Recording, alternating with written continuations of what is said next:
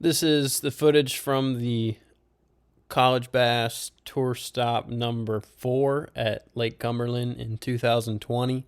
This tournament took place on October 1st through 3rd, and we launched out of the dam on Lake Cumberland. It was probably one of the toughest tournaments I've ever fished, and the fishing was extremely tough. We were there. It was at a time of year when it can be good, but it had been so warm that it was just not good yet. I think it took an average of 9 pounds a day to make the top 12 cut out of 168 boats. So that's pretty tough. And we did not have an 18-inch limit on smallmouth. Our smallmouth only had to be 12 inches. But to be honest, it wasn't easy to catch a 12-inch smallmouth. Like, I didn't have a single spot that I felt like I could go and catch 12 inches of any species. So we went into the tournament with very low expectations. We had a decently promising practice. I mean, compared to what everybody was saying, everybody always says it sucks, but it really did suck this time. And so our practice was actually pretty good, all things considered, but it just did not seem that way because the lake was fishing so tough. But yeah, here we go. Thank you. What time, Nolan? 320. Good luck with 45, yep. Don't get your kills. Boat number 48. No. We're gonna try.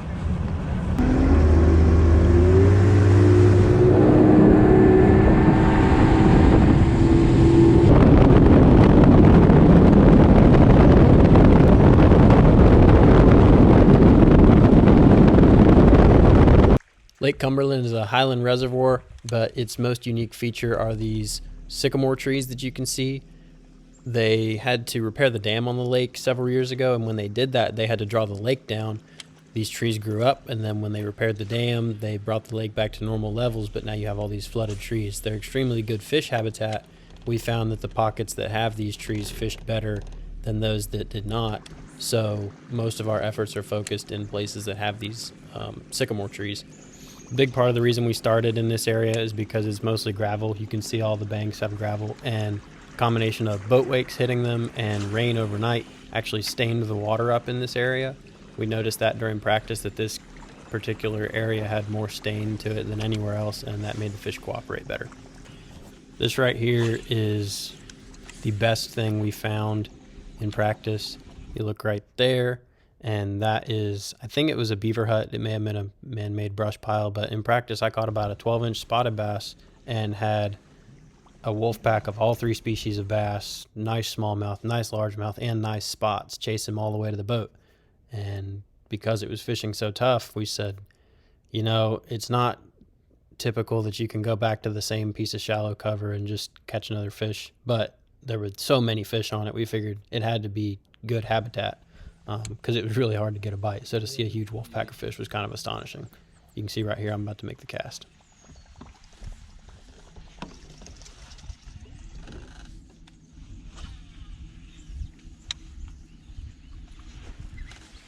Freaking good largemouth, dude.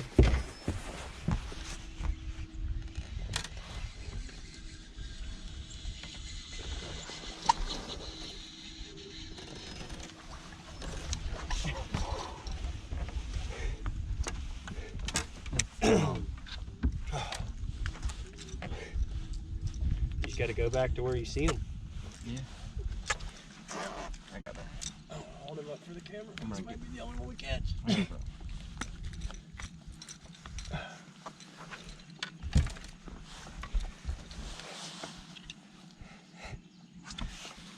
I wonder if this is one of the ones we saw. I almost guarantee it. That was sweet too. Yeah, I made a cast right along the side of it with that Chapo and caught a good largemouth. I don't know, I think that one was probably 2 3/4, which was a very good one that week. We spun around after we gave the spot a minute to rest. I think I made another cast at it with a topwater. Didn't get anything, so we decided to slow down and use some finesse baits because the brush extended all the way down into probably 10 feet of water in front of it. Yeah, there's a lot of brush out in front of it. I just don't even feel like they hold on that. feel like they're just right up on it, or they're not there. I don't know. I also feel like you only get them on like with the topwater, it's like your first presentation, and then they like hear it.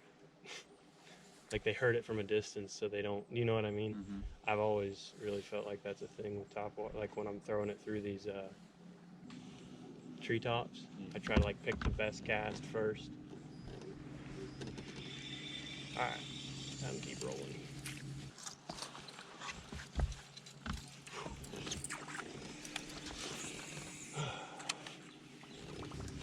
Didn't we see a good amount of them in this next little cut too? There were a bunch of spots in it, wasn't it? Hey, I take spots.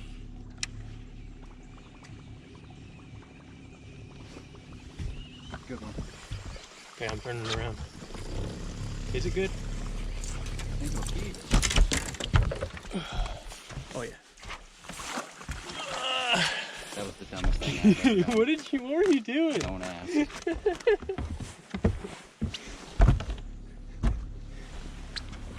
Don't ask. You don't need to measure that one, do you? No. I was like, why is this man? I don't know. Do I? What? Yeah, you can. I'm like almost 99% sure, but just to be safe. Hole 13 and a quarter. Oh, giant. Maybe you should throw that today. Nick Ratliff special, boy. Here, you go ahead and throw your Senko in there.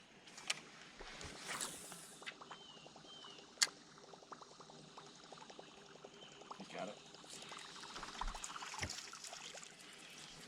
So I'm about to reach for a shaky head with a beaver bait on it, which is something I never ever used, but my buddy was catching them on it in practice, and I was not catching anything on a normal shaky head worm, so I figured it's probably not going to hurt me to throw this. So that's what I used. This was a piece of cover where we saw some fish in practice, so just throwing stuff, trying to get a 12-incher.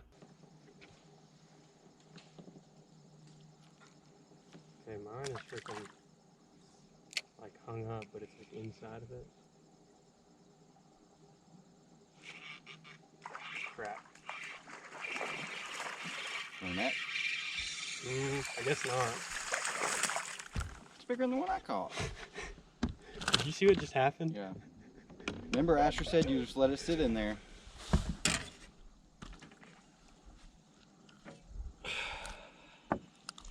Fish number 3.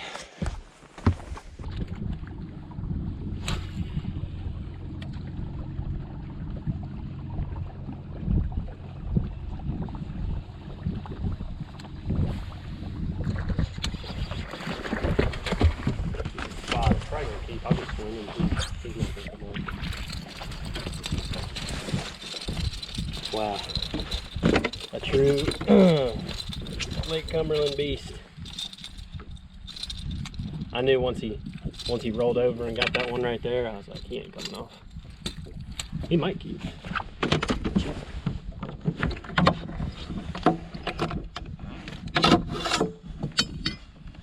Ooh, I don't know. Haha, we got 4.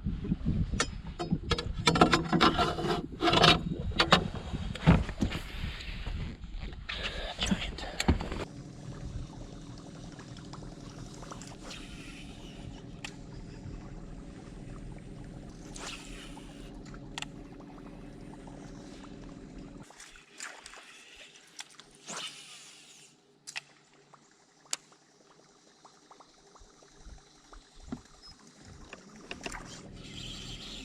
Not a keeper. Maybe. Maybe not. If we had 5 and that was one of them, nope. I don't think he was. He was like, there's just no way.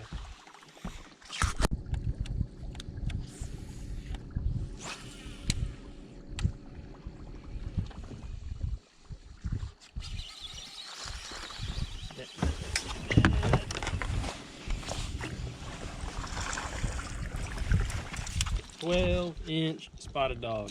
Maybe? Did we just net a short? The other one was I think bigger. we just netted a short.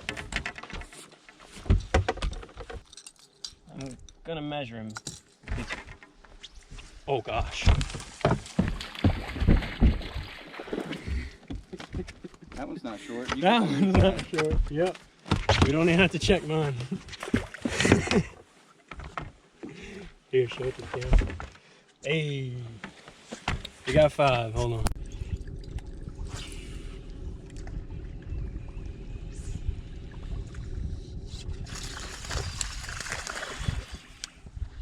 Holy crap.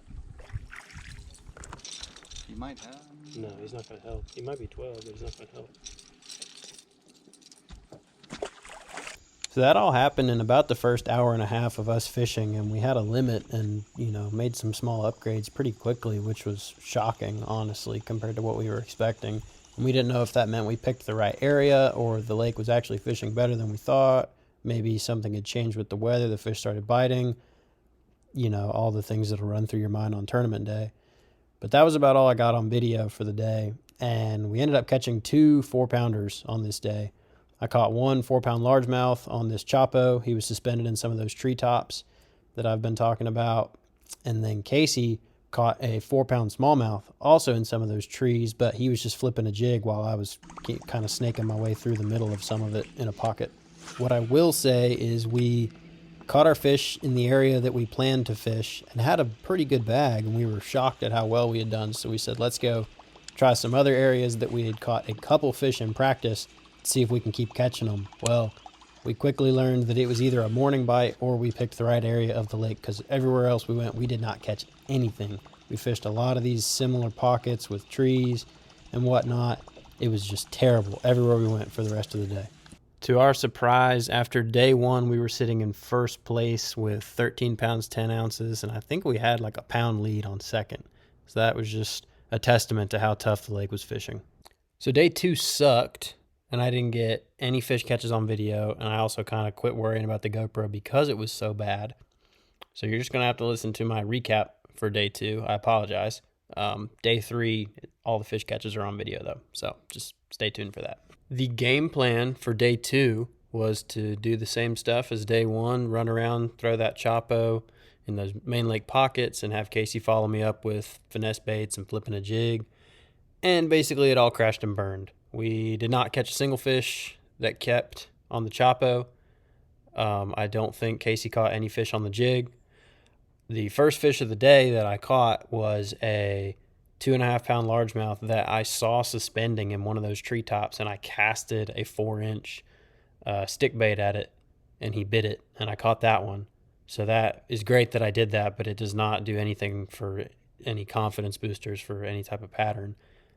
We saw a wolf pack of big ones cruising around in one of our areas, and they did not see us when I saw them, and I threw a bait at them, and they spooked off of it. So that was a bad sign. So we didn't really know what to do, and we scrambled all day with 1 fish in the box. We then, towards the end of the day, ran to an area that we thought we could maybe catch 12-inch spots on a popper, because I think at this point it was like 1 o'clock in the afternoon. I caught a 13 or 14-inch smallmouth on a popper, and that was the only keeper we caught there. I actually lost a really big fish. We don't know what it was. It ate the popper in the back of a pocket in like a pollen mat. Good chance it was a big largemouth. Pulled off. So at that point we had 2 small fish and headed back to our starting area with about 30 minutes left to fish, and just started dragging a Carolina rig because my buddy Zach Asher had caught some really big smallmouth doing that in practice, and we had nothing else to do. So we go to a pocket and fish a point in this pocket, and with like 5 minutes left to fish, I catch a 4-pound smallmouth on that Carolina rig. Casey then throws out there and catches another keeper smallmouth on a shaky head. That was all the time we had. We had to run back in.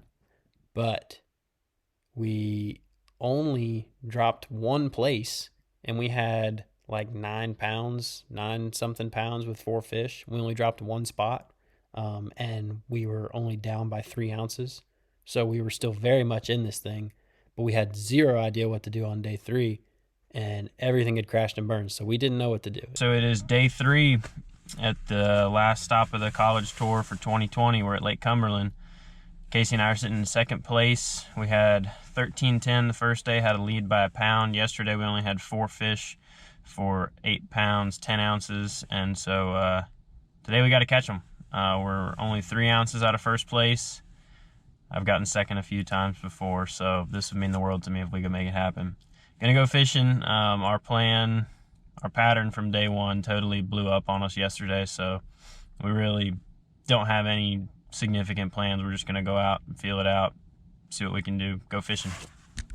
So on day 3, the lower end of the lake was super foggy, but we were getting reports that it was only about half a mile until the fog cleared, and then the rest of the lake was completely clear. And so since there were only 12 boats, tournament director Hank Weldon made an interesting call, which was a good call, just to have everybody idle single file, since it was only 12 of us, until we reached the end of the fog, and then we were good to take off, because I think we delayed for, I don't know, 30 minutes, an hour. I don't remember how long it was, but it was time for us to go fishing, and with most of the lake being clear, there was no reason for us to sit there.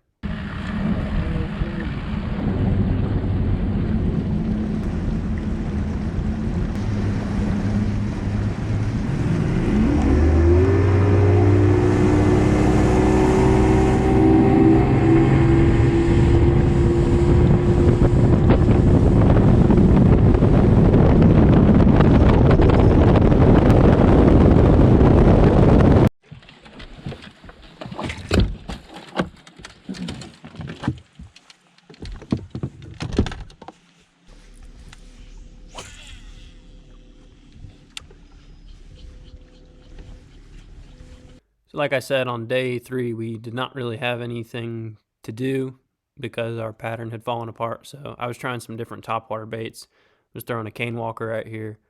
It didn't work. In English class, they taught us that this right here is called the turning point in a story. Set that topwater down, picked up that Carolina rig, and got to dragging.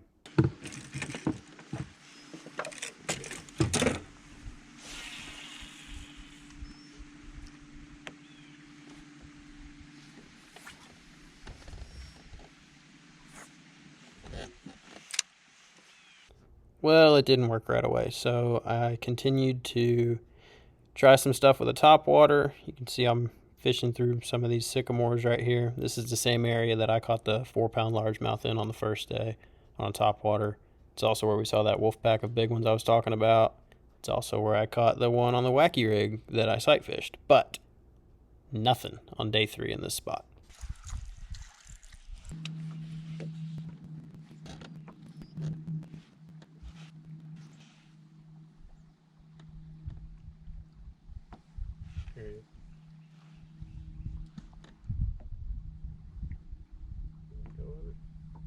It felt small, that's why I waited. Right. Got him. Not small. Hopefully it's big enough. Well, Asher said if they take off like that, it's no maybe. Not a decent one. Not a keeper.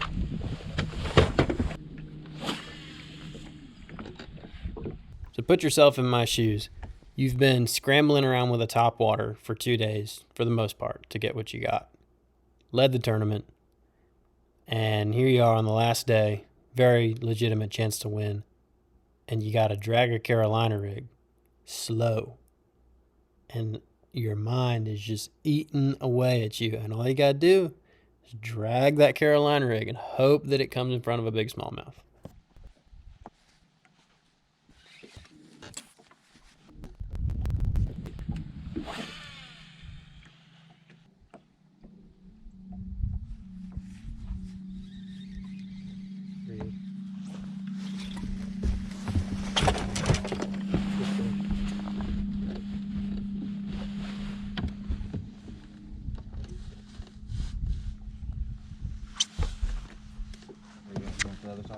Probably.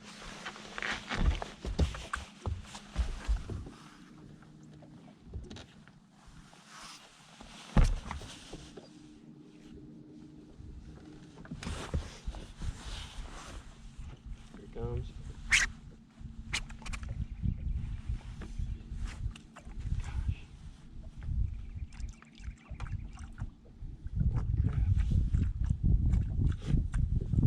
Holy crap. Holy crap. Holy crap. Dude. Strap. Oh, Carolina. Coming up.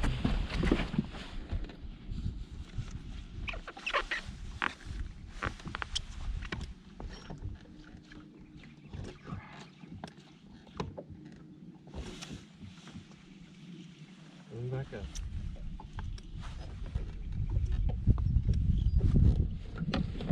Oh, yeah. Oh my God, let's go, baby. Dude, that fish was so strong. Let's go. Let's go. Number one, baby. Oh my God, let's go. Whew. Drag it out. Where was it at? Oh, he's so strong. That's a thicky boy. Yeah, it's a good one. So that was on the same point that I caught the 4-pounder on day 2 at the very end of the day. But I sat there and drug a Carolina rig for probably 20 minutes, maybe half an hour, and it is not a big area. Was about to actually leave when I caught that last one. So it wasn't like we instantly knew, oh, they're crushing a Carolina rig, you know, we need to just do that. So we went back to throwing some topwater because really we knew that if you got 5 fish, maybe didn't even need 5 fish, you'd have a good chance to win just because of how brutal everything was. So we definitely didn't zero in on that Carolina rig right off the bat.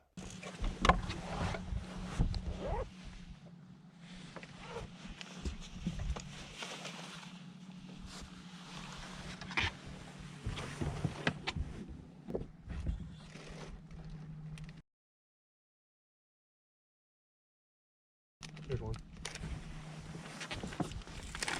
Good one? Yep. Might not be big enough. Get the net. I got it. Okay. I don't know. Maybe. Can you measure? I'm not sure. That was the classic handstand. Caught me with my pants down right there. Come on. Ah, not quite.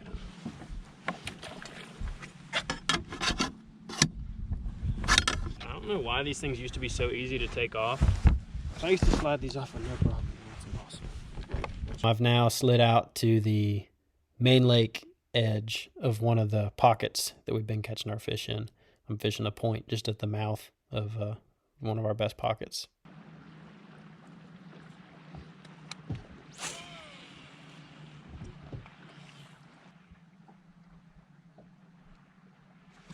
Oh. One had it as soon as it hit the bottom. Missed him. You got it again. Got him. Good fish. All right. Good fish. Good fish. Holy crap. Where was that? Where we at? He's way out still. All right, well, I just finished tying my knot. This reason took me a second. Alright, you're good. He's way out there. Right.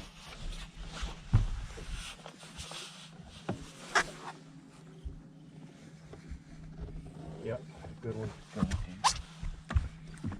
Take it down. Yep. He's gonna do this crap again. That's fine.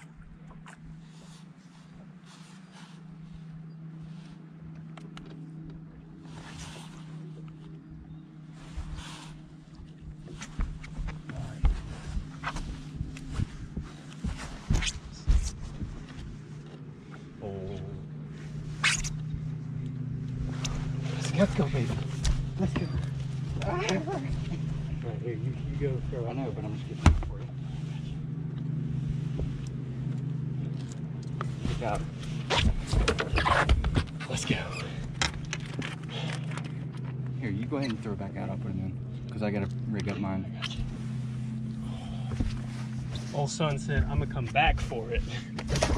I can't remember if it was SD card space or I forgot to bring a battery charger or what it was, but at this point I didn't have enough room to record the fishing part, but we did get all the fish catches. You just don't get to see the hook set.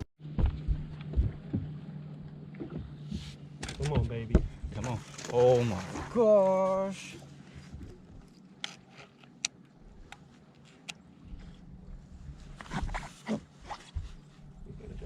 then? Yep.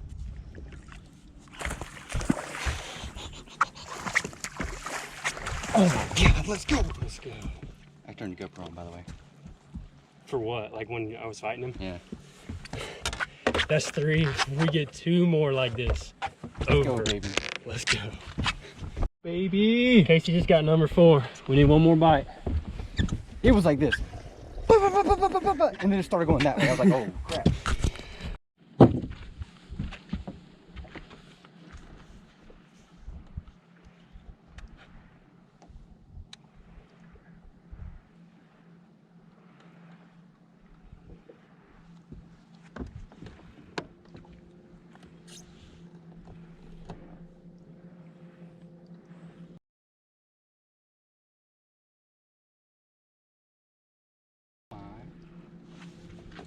I think he might just be extremely strong.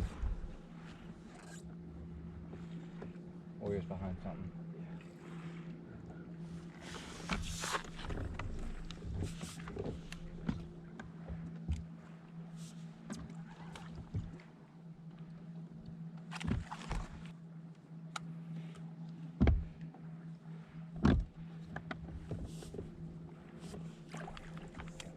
You did not like that?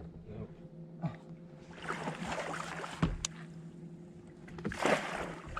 Oh, let's go, baby! That might be it right there. Oh! That might be 5. it. That might be it. Let's go! I said, there he is. Finds a pattern on the last day. Hey. Number 2. Y'all got him? Yeah. Good.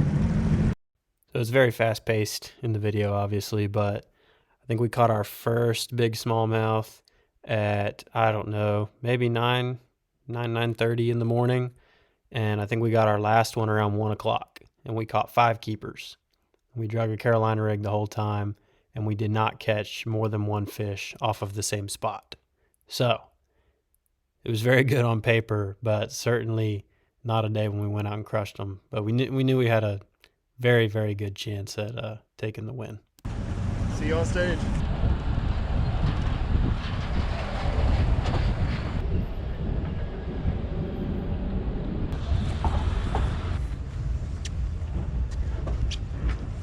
So those 5 smallmouth ended up weighing in with a dead fish penalty, 16 pounds, 14 ounces.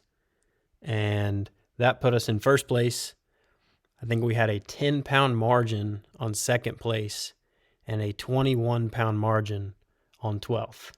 So Lake Cumberland was not fishing too hot in early October, but I was super pumped to finally get a win in the college series. I'd had a lot of close finishes, and it was a good way to wrap up my final regular season college event.